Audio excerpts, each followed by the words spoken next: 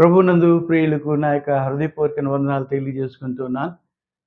వీళ్ళ మరొకసారి మీ మధ్యకు రావటానికి దేవుడు నాకిచ్చిన విలువైన సమయాన్ని బట్టి దేవునికి ఎంతగానో నేను స్తుతిస్తున్నాను. వీళ్ళారా మరొకసారి మీతో కలిసి నిర్గమకాండం ధ్యానించాలని ఆశపడి మీ మధ్యకు వచ్చున్నాను ప్రియులారా.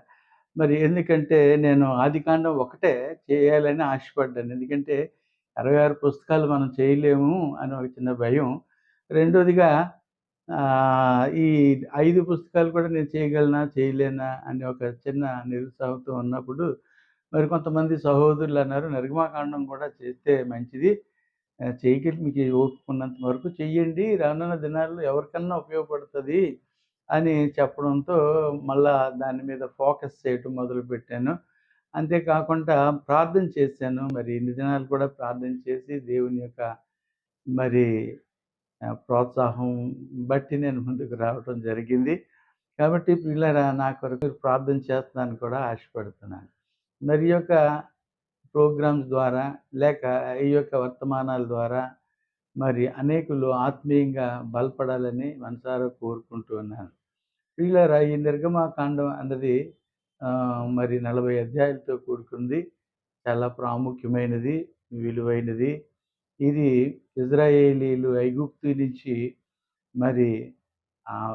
బానిసత్వం నుంచి విడుదల చేసి తీసుకొచ్చిన యెహోవా యొక్క గొప్ప శక్తి, బలం మనకి తెలుస్తోంది. అలాగే యేసుక్రీస్తు ప్రభువారు మనల్ని సాతాను బంధకాల నుంచి ఏ రీతిగా విడిపించారో కూడా దానికి సూచనగా ఈ యొక్క అధ్యాయం మనకు కనబడుతుంది. ప్రియులారా, ఈ యొక్క అధ్యాయము చాలా చాలా శ్రేష్టమైనది.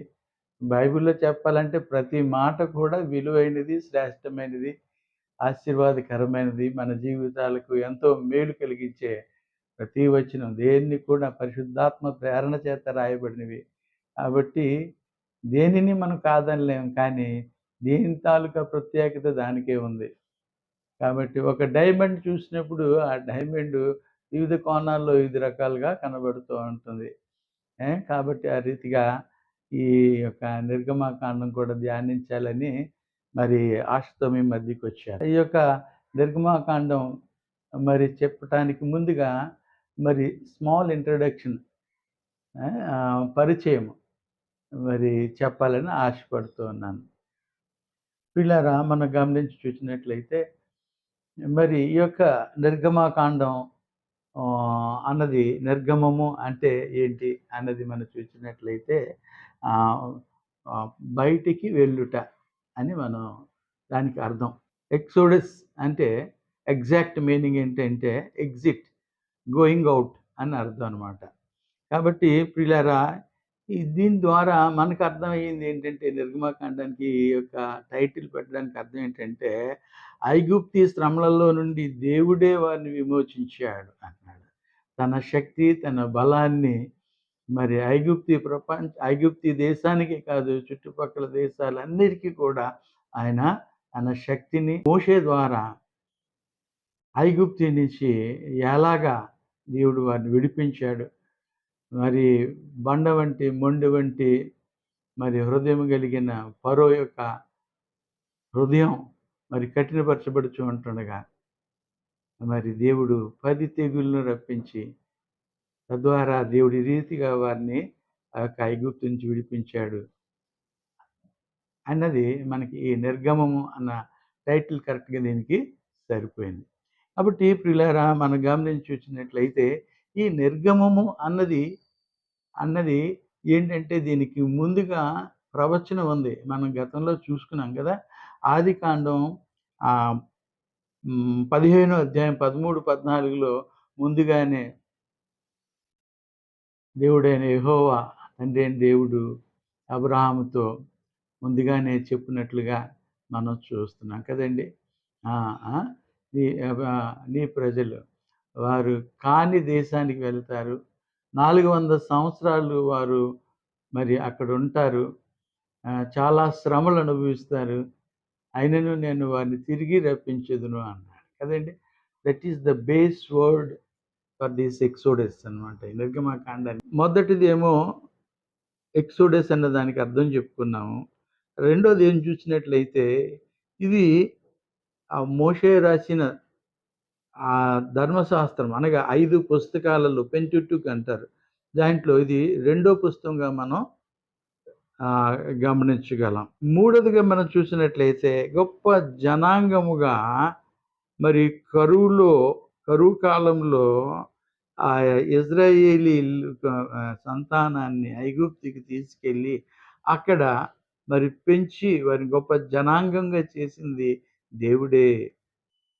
కాబట్టి ప్రియులారా, అది దానికి ఆధారంగా మనం చూసినట్లయితే ఆదికాండం 12వ అధ్యాయము 2వ వచనంలో దేవుడైన యెహోవా తండ్రి అయిన దేవుడు అబ్రహాముతో చేసిన ఆ యొక్క నిబంధన లేక ప్రామిస్, నిన్ను గొప్ప జనముగా చేస్తానన్నాడు. కాబట్టి ఆ గొప్ప జనంగా కరువు కాలంలో అక్కడి నుంచి కానాన్ని తీసుకొచ్చి ఇక్కడ ఐగుప్తులో వారిని ఒక ఇంక్యుబేటర్‌లో పెట్టి పెంచినట్లుగా వారిని పెంచారన్నమాట. అంటే న్యూ బోర్న్ బేబీస్‌ని ఎలాగైతే పెంచుతారో జాగ్రత్త చేసి ఆ రీతిగా పెంచి అభివృద్ధి చేసినట్లుగా మూడోదిగా మనం చూస్తాం ప్రియులారా. కాబట్టి అక్కడ అబ్రహాంకి ఇచ్చిన వాగ్దానాన్ని నెరవేర్చినట్లుగా మనం చూస్తున్నాం. నాలుగవది చూసినట్లయితే దేవుడు మోషేకు తన్ను తాను ప్రత్యక్షపరుచుకున్నాడు. ఎంత గొప్ప సంగతో చూడండి. మానవుడు దేవుణ్ణి తెలుసుకోవాలంటే మానవ జ్ఞానం సరిపోదు.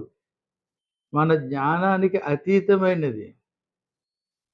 ఆయన ఇన్ఫినిట్ గాడ్ అంటారు.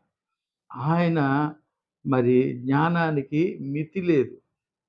కాబట్టి ఆయన్ని తెలుసుకోవాలంటే మన వల్ల కాదు. ఎందుకంటే మొదటి యోహాను పత్రిక 4వ అధ్యాయము 12వ వచనంలో మనం చూసినట్లయితే, ఏ మానవుడును దేవుని ఎప్పుడునూ చూచి ఉండలేదు అంటాడు. ఏ మానవుడును ఎప్పుడును దేవుని చూచి ఉండలేదు అంటాడు. అలాగే మనం చూసినట్లయితే ప్రియులారా, ఈ యోహాను సువార్తలో చూసినట్లయితే అక్కడ మొదటి అధ్యాయము 18వ వచనంలో మనం చూసినట్లయితే అక్కడ ఒక మాట అంటూ ఉన్నాడు. చూద్దాం. ఏమని అంటున్నాడంటే, ఎవడును ఎప్పుడైనను దేవుని చూడలేదు అంటాడు. తండ్రి రొమ్మున అద్వితీయ కుమారుడే ఆయనను బయలుపరచెను అంటున్నాడు.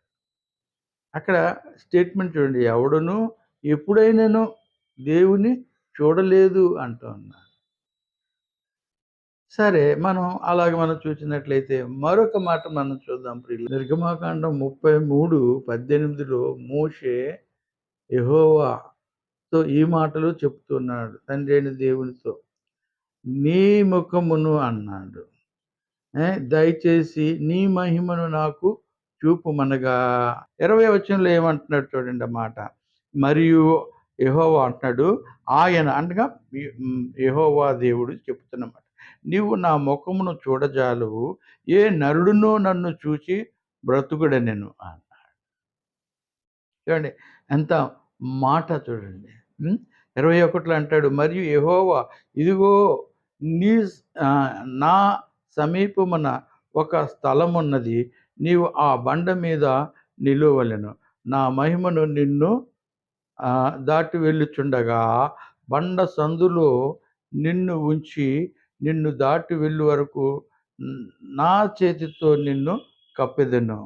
నేను నా చెయ్యి తీసిన తర్వాత నా వెనుక పార్శ్వమును చూచెదవు, కానీ నా ముఖము నీకు కనబడదని మోషేతో చెప్పెను అన్నాడు.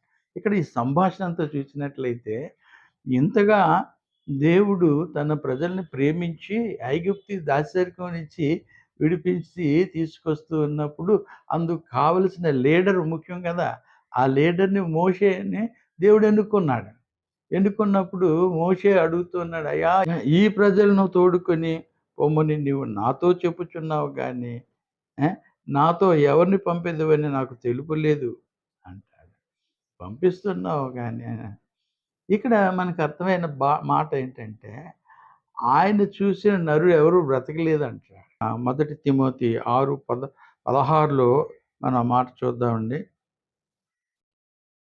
ఆయన ఎటువంటి వాడు అన్నది మనం అక్కడ చూస్తే ఆ, ఆ, సమీపింపరాని తేజస్సులో ఆయన మాత్రమే వసించుచు అమరత్వము గలవాడై ఉన్నాడు. అమరత్వం అంటే మరణము లేనటువంటి వాడుగా ఉన్నాడు. మనుషులలో ఎవడునూ ఆయనను చూడలేదంటాడు. ఏ? ఎవడునూ చూడనేరడు అంటున్నాడు. చూడ నేరడు అంటే ఈ కెనాట్ సీ అని తిమోతికి రాస్తూ పౌలు చెప్తూ ఉన్నాడు. చూసారా ఎంత చక్కటి మాట. ఆయన సమీపింపరాని తేజస్సులో ఉన్నాడు. ఆయన తేజోమయుడు కదండి. ఆయన చూడాలంటే మన 1000 కళ్ళు చాలవు కదండి. మనం సూర్యుని చూడగలమా? అంతకంటే కోటి సూర్యుల కాంతి కలిగినటువంటి దేవుడిని ఎవరు చూడగలరు? ఎవరు సమీపించగలరు? అందుకే 1:18 యోహాను సువార్తలో ఏమంటున్నారంటే, ఎవడునూ ఎప్పుడైనను దేవుని చూడలేదు. తండ్రి రొమ్ముననున్న అద్వితీయ కుమారుడే ఆయనను బయలుపరిచాను.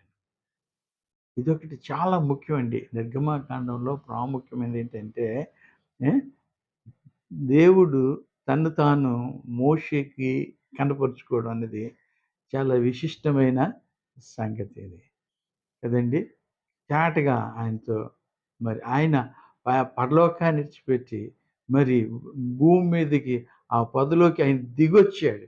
దిగొచ్చి మోషేతో మాట్లాడుతున్నాడు.